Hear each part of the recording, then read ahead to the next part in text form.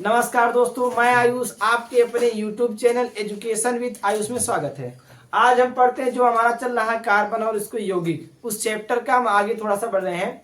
जो कार्बन होते हैं उन कार्बन यौगिकों का रासायनिक गुणधर्म क्या होता है, मतलब कहने का रासायनों के साथ कैसी प्रकृति दिखाते अपना है ना, रासायनिक हिसाब से। और देखेंगे भौतिक गुण होता है। भौतिक गुण का मतलब होता है कि उनके भौतिक स्थिति के अनुसार हम क्या बताएंगे, उनका गुण बताएंगे और विशेषता बताएंगे, है ना। देखेंगे तो जो कार्बनिक यौगिकों का रासायनिक गुण। अच्छा, कार्बन ध्यान समझिएगा, जो कार्बन होता है वह हमारे जितने भी दैनिक कार्य होता है, सब दैनिक कार्यों में कहीं ना कहीं उसका प्रयोग में लाया जाता है। जैसे हम अगर खाना खाएंगे तब भी जो भोजन रहेगा उसमें भी कार्बन रहेगा, है ना। जैसे आग जलाते हैं तब भी उसमें हमारा कार्बन रहेगा। जो भी प्रक्रिया करते हैं वह हमारा क्या होता है, उसमें कार्बन उपस्थित रहता है ना। तो देखेंगे अब उसका रासायनिक गुणधर्म क्या होता है। रासायनिक गुणधर्म का मतलब समझते हैं कि जो रसायनों के साथ उसका प्रयोग, मतलब कहने का उनका हम क्या करेंगे, केमिकल रिएक्शन कराएंगे। क्या कराएंगे? केमिकल रिएक्शन कराएंगे। अब किन के बोलेंगे, अलग अलग तत्वों के साथ कराएंगे, है ना। देखेंगे कार्बनिक यौगिकों का रासायनिक गुणधर्म क्या है, तो ध्यान समझेंगे। पहले क्या, कंबसन मतलब बोलेंगे दहन। दहन प्रक्रिया क्या होती है? दहन का मतलब ध्यान रखेंगे सीधे जलना, किसी पदार्थ का जलना होता है। मतलब जैसे दहन प्रक्रिया कैसे होती है, जैसे हम लोग क्या करते हैं, कोई कागज ले लें, उस कागज में हम क्या करते हैं, आग लगा दिए, तो उसको जो कागज हो जल गया तो उसे हम बोलेंगे वह प्रक्रिया क्या हो गई, दहन प्रक्रिया हो गई।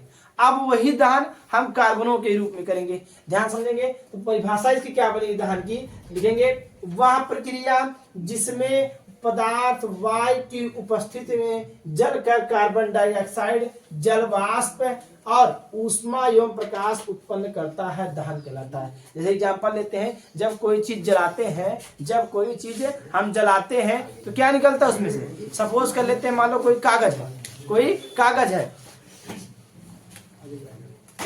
है, ठीक है। तो क्या कागज में क्या किया था, अब उस कागज को हम लोग जलाते हैं, जलाने के बाद देखते हैं क्या होता है उसमें से हमको क्या निकलती है, उसमें से हम देखते हैं हमारा एक है, पहली बात तो ज्वाला निकलता है। ज्वाला निकलने मतलब उसमें प्रकाश निकलता है ना। वही ज्वाला क्या करता है, प्रकाश होके उत्सर्जित होके निकल जाता है।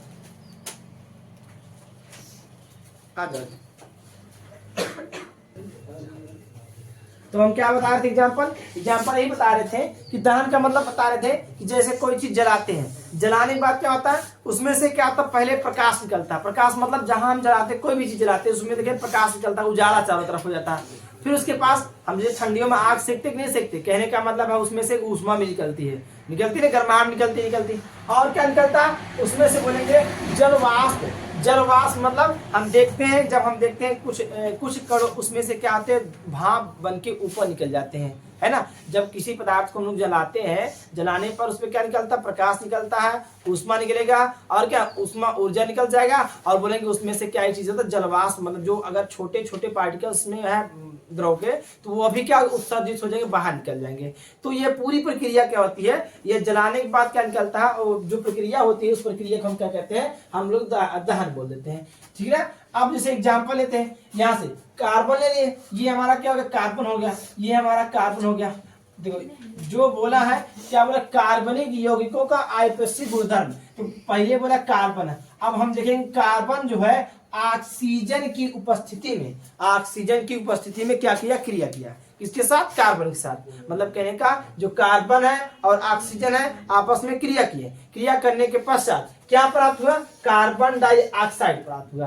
क्या प्राप्त हुआ, कार्बन डाइऑक्साइड। मतलब कार्बन यहाँ पर हो गया और ऑक्सीजन मिला, कार्बन और ऑक्सीजन मिला दोनों, और इसमें से क्या बन गया, कार्बन डाइऑक्साइड बन गया। और उसके साथ में ऊष्मा और प्रकाश भी उत्सर्जित हो जाएगा। क्या होगा, ऊष्मा और प्रकाश भी उत्सर्जित हो जाएगा। क्या होगा, पहले कार्बन लिए, ऑक्सीजन लिए, दोनों आपस में क्रिया कराने पर कार्बन डाइऑक्साइड बना, और ये कार्बन डाइऑक्साइड जो गैस के रूप में ऊपर चला जाएगा, ठीक है। और यहाँ पर ऊष्मा और प्रकाश भी हमारा निकलते जाएंगे। अगला एग्जांपल है CH4 ले लें। CH4 को हम लोग क्या बोलते हैं, बोले कार्बन एक है, कार्बन एक परमाणु कितना है, बोले चार क्या है, हाइड्रोजन 4 है। तो कार्बन एक के लिए क्या करते हैं, मेथ होता है, है ना, मेथ होता है ना, और सिंगल बॉन्ड एन से जुड़ा तो बोलेंगे मेथेन है। तो हम क्या किए, ये हमारा CH4 मतलब मेथेन हो गया। अब मेथेन के साथ ऑक्सीजन का क्रिया कराएं। ये पूरी प्रक्रिया जो होगी दहन प्रक्रिया ऑक्सीजन की उपस्थिति में ही होगी। अगर ऑक्सीजन नहीं रहेगी, अगर ऑक्सीजन नहीं होगा तो क्या होता, वह बुझ जाता है, जलता नहीं। जैसे हम लोग देखते हैं,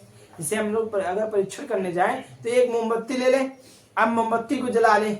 मोमबत्ती जलाने के बाद अगर कोई भी क्या वायुरोधी उसमें रख दो। वायुरोधी का मतलब जैसे कांच का ले लो, मोमबत्ती ऐसे जलाओ और कांच से ढक दो पूरा। मोमबत्ती देखो कुछ देर बाद अपने आप बुझ जाएगी। उसमें क्या होगा, जो ऑक्सीजन था ऑक्सीजन अंदर प्रवेश नहीं कर पा रहा था, और बाकी जितने क्षेत्र था उस क्षेत्र में कार्बन डाइऑक्साइड जल रहा था।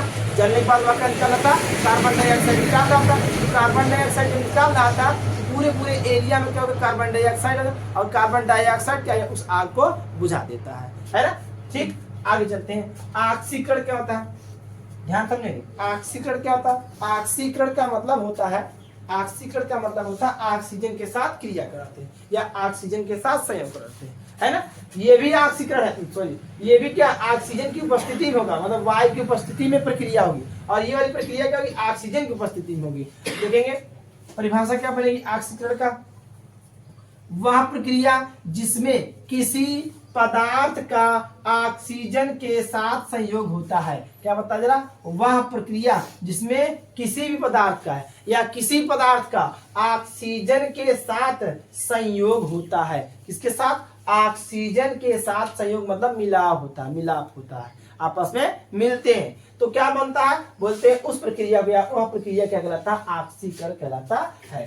ऑक्सीकरण कहलाता है। अगर आपसे पूछे C2H5OS क्या है, बोलेंगे एथिल एल्कोहल। क्या है, एथिल एल्कोहल। ये एथिल एल्कोहल हो जाएगा, इसका नाम लेते हैं, ये हमारा क्या हो जाएगा, ethyl alcohol. Ethyl alcohol, ethyl alcohol कहेंगे। या फिर इसका नाम अगर IUPAC नाम क्या बोले, कार्बन परमाणु कितना है, 2 कार्बन परमाणु के लिए क्या होता है, एथ होगा ना, सब सिंगल बॉन्ड जुड़ेगा, एन है ना, प्रोपेन, और क्या होगा, ऑन होगा, तो क्या बन गया इसका नाम, प्रोपेनॉल। क्या बन गया, प्रोपेनॉल।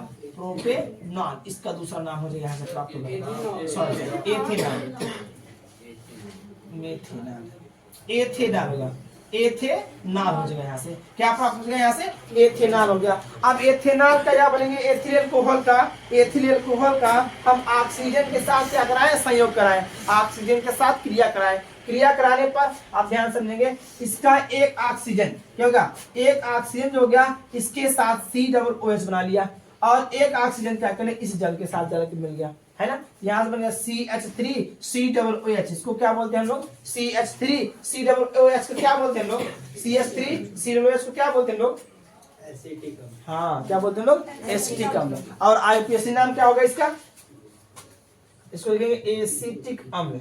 एसिटिक अम्ल हो जाएगा। तो यहाँ से एसिटिक अम्ल प्राप्त हो गया। क्या प्राप्त हुआ, जब हम क्या बोलेंगे, एथिल एल्कोहल का ऑक्सीजन के साथ क्रिया कराएं तो एसिटिक अम्ल प्राप्त हुआ, और क्या होगा, साथ में जल भी प्राप्त हो गया, साथ में क्या हो गया, जल भी प्राप्त हो गया, है ना। तो यहाँ से हम क्या प्रक्रिया बन गई, ऑक्सीकरण क्या कहलाता है, बोलेंगे वह प्रक्रिया जिसमें किसी पदार्थ का ऑक्सीजन के साथ संयोग होता है, उसे क्या कहते हैं, ऑक्सीकरण कहते हैं। जैसे एग्जाम्पल यहाँ करा लिए, इसके साथ क्या करें, इसका संयोग करें, इसका एक ऑक्सीजन जो है इसके साथ जाके क्या कर लिया, संयोग कर लिया, मिल गया जाके।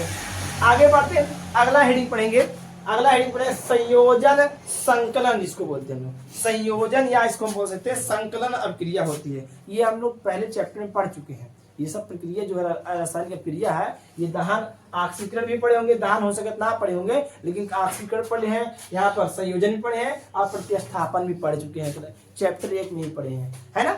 देखेंगे पहले क्या परिभाषा बनती इसकी, बोलेंगे संयोजन, नाम से ही क्लियर है। संयोजन मतलब आपस में मिल जाना, जुड़ जाना। संयोजन संकलन का नाम मतलब भी होता है, आपस में क्या होते हैं, दोनों मिलाप कर लेते हैं, जुड़ जाते हैं, साथ हो जाते हैं, है ना।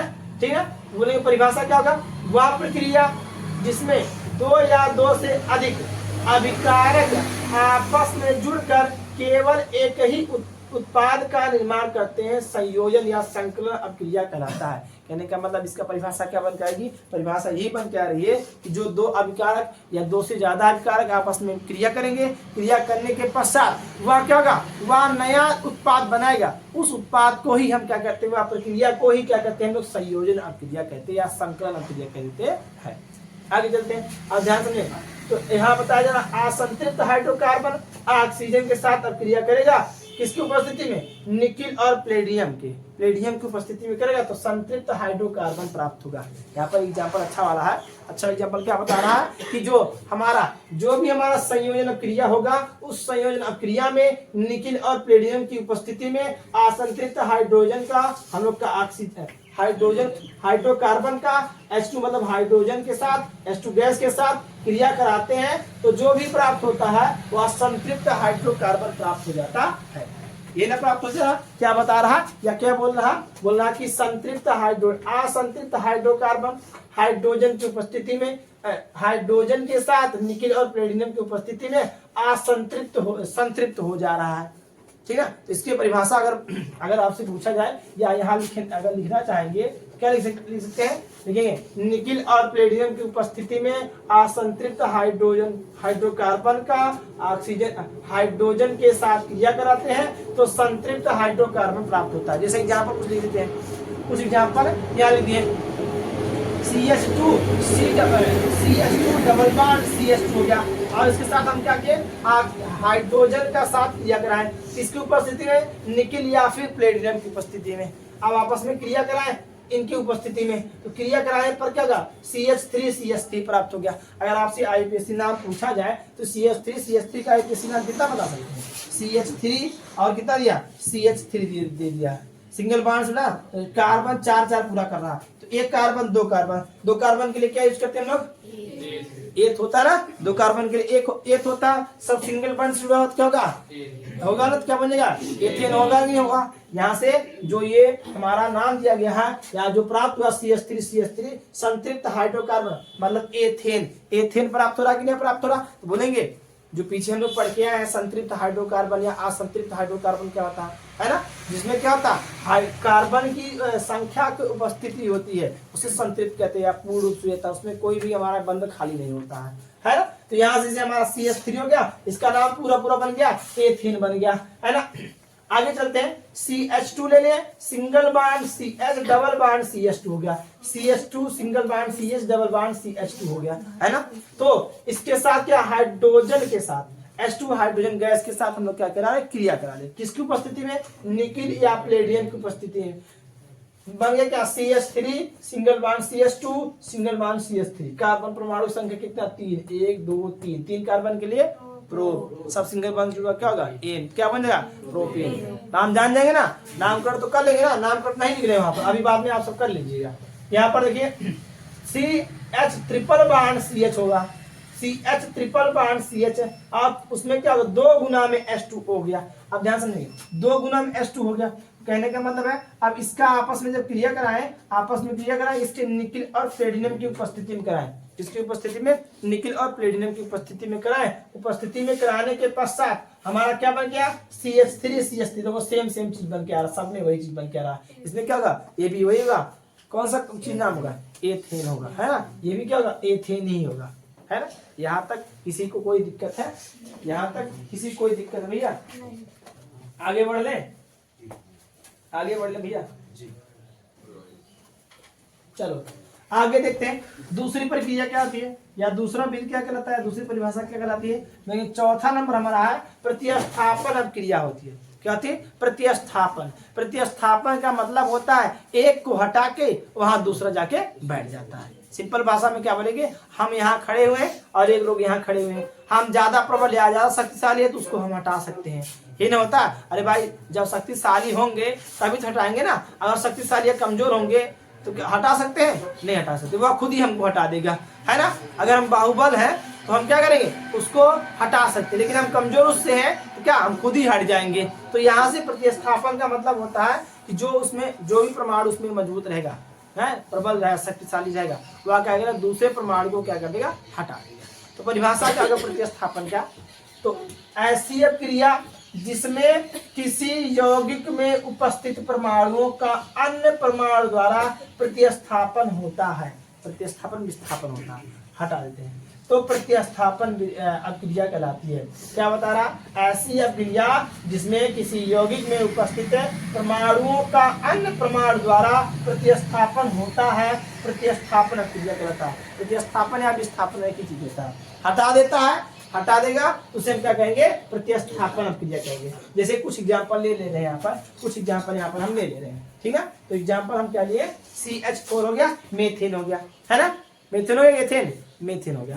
और क्या क्या? Cl2 मतलब क्लोरीन गैस के साथ अभिक्रिया कराएं। यहाँ देखिए CH4 है, एक हाइड्रोजन इसके साथ चला गया और एक इसका Cl इसके साथ आ गया, तो CH3Cl प्राप्त हो गया और HCl प्राप्त हो गया ना। आगे यहाँ देखिए CH3Cl हो गया, एक फिर ले लिया, CH3Cl ले लिया, CH3Cl ले लिया, फिर उसके साथ क्या? Cl2 मतलब फिर क्लोरीन गैस के साथ क्रिया कर रहा है। फिर देख रहे हैं यहाँ से इसको प्रतिस्थापित कर रहा है, एक क्लोरीन इसके साथ जाके मिल जा रहा और एक हाइड्रोजन फिर उसके साथ अलग हो गया, तो क्या बन गया? CH2 हो गया, CH2 हो गया और कितना बनेगा यहाँ पर? CH2 Cl2 प्लस कितना हो गया? HCl HCl हो जाएगा। अगर हम आपसे बोले अगर वही फिर प्रक्रिया कराएंगे तो क्या प्राप्त होगा? अगर उसका प्रक्रिया फिर से प्राप्त करेंगे या करेंगे तो क्या CH2 होगा, Cl2 होगा, फिर उसके साथ Cl2 के साथ क्रिया कराएंगे तो क्या प्राप्त होगा? ये जो हमारा क्लोरीन इसके साथ जाके फिर क्रिया करेगा तो होगा यहाँ से CH होगा, ये हाइड्रोजन यहाँ से निकल जाएगा और यहाँ पर Cl3 हो जाएगा और साथ में क्या हो जाएगा? यहाँ पर HCl प्राप्त हो जाएगा। ऐसी प्रक्रिया हमारी होती चली जाएगी, मतलब प्रतिस्थापित होती चली जाएगी, है ना। यहाँ तक किसी कोई दिक्कत है? चलो।